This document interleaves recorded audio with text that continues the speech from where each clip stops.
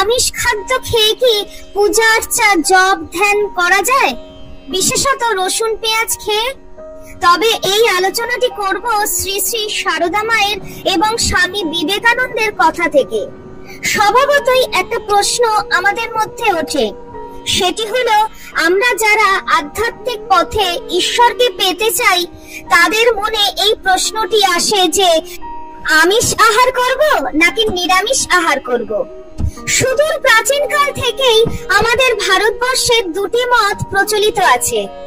একটি হলো ঈশ্বরের জপ ধ্যান করতে গেলে অবশ্যই নিরামিষ আহার গ্রহণ করতে হবে, আর অন্য মতটি হলো না, ঈশ্বরকে পেতে গেলে জপ ধ্যান করতে গেলে নিরামিষ আহারের কোনো প্রয়োজন নেই, আমিষ আহার করলেও চলবে। সর্বোপরি এই প্রশ্নে আমরা জেরবার হয়ে যাই। তাহলে চলুন দেখা যাক শ্রী শ্রী মা সারদা দেবী এই নিরামিষ ও আমিষ আহার সম্পর্কে কি বলেছেন। গোয়ালপাড়া আশ্রমের অবস্থা তখন খুবই খারাপ, কোন রকমে দিন চলতো। সেই সময় আশ্রমে নিরামিষ আহারের ব্যবস্থা ছিল।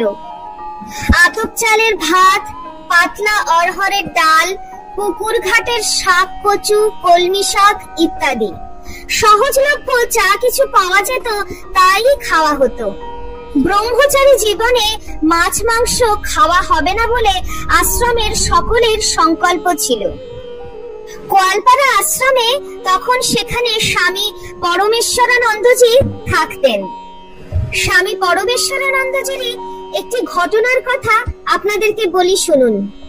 স্বামী পরমেশ্বরানন্দজি বলছেন, একদিন আমি শ্রী শ্রী মায়ের কার্যবশত জয়রামবাটি গিয়েছি।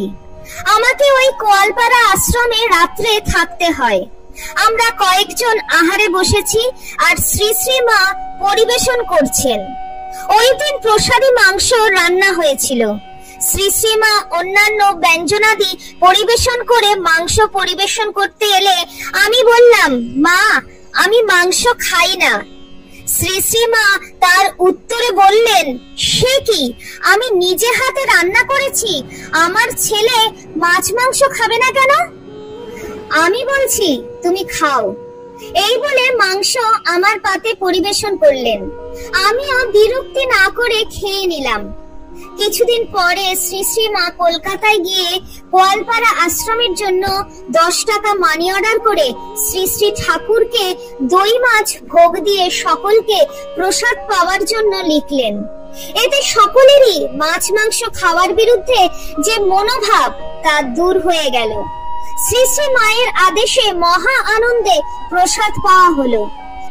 কথাগুলি বললেন স্বামী পরমেশ্বরানন্দজি মহারাজ। শ্রী শ্রী মা সারদা দেবী বলছেন যে মাছ মাংস পেঁয়াজ রসুন আমিষ আহার করেও জপ ধ্যান করা যায়, ঈশ্বরের পথে থাকা যায়, তাতে কোনো ভুল ত্রুটি হয় না, ঈশ্বর রাগান্বিত হন না। এবার এই প্রসঙ্গে স্বামী বিবেকানন্দের কিছু গুরুত্বপূর্ণ কথা এখানে আলোচনা করব। স্বামীজি বলছেন, গরু মাংস খায় না, নিরামিষ ভোজী, মেষও তাই। তবে কি তারা যোগী বা অহিংসা পরায়ণ?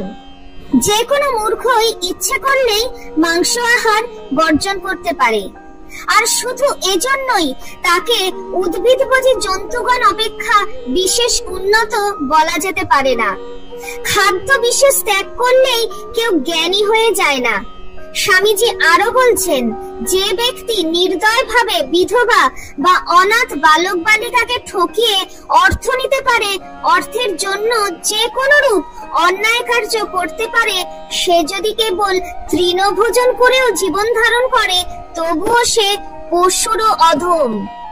যার হৃদয়ে কখনো অপরের অনিষ্ট চিন্তা পর্যন্ত উদিত হয় না, যিনি শুধু বন্ধুর নয় বরং শত্রুরও সৌভাগ্যে আনন্দিত, সারা জীবন সে যদি প্রতিদিন শুয়োরের মাংস খান, তাহলেও তিনিই প্রকৃত ভক্ত, তিনিই প্রকৃত যোগী, তিনিই সকলের গুরু। এই কথাগুলি বলছেন স্বামী বিবেকানন্দ। তাহলে শ্রী শ্রী মা সারদা দেবী এবং স্বামী বিবেকানন্দ ভক্তগণকে আমিষ আহারের পক্ষেই রায় দিলেন। ঈশ্বরকে ডাকতে গেলে, জপ ধ্যান করতে গেলে কেবলমাত্র যে নিরামিষ আহার গ্রহণ করতে হবে সে কথা কিন্তু এই দুজনের কেউই বললেন না। বললেন আমিষ আহার করেই, অর্থাৎ মাছ, মাংস, পেঁয়াজ, রসুন ইত্যাদি খেয়েও ঈশ্বরের নাম গুণগান করা যায়, জপ করা যায়, ধ্যান করা যায়। তাহলে আপনারা যাদের মনে এই বিষয়টি উদিত হয়েছিল, আশা করি আপনাদের ভালো লেগেছে। আর ভালো লেগে থাকলে প্রতিদিনের মতন বেশি করে লাইক, শেয়ার ও কমেন্ট করুন। আর যারা আমার চ্যানেলটিকে এখনো সাবস্ক্রাইব করেননি বা করে উঠতে পারেননি, তাদের কাছে অনুরোধ চ্যানেলটিকে সাবস্ক্রাইব করে পাশে থাকার।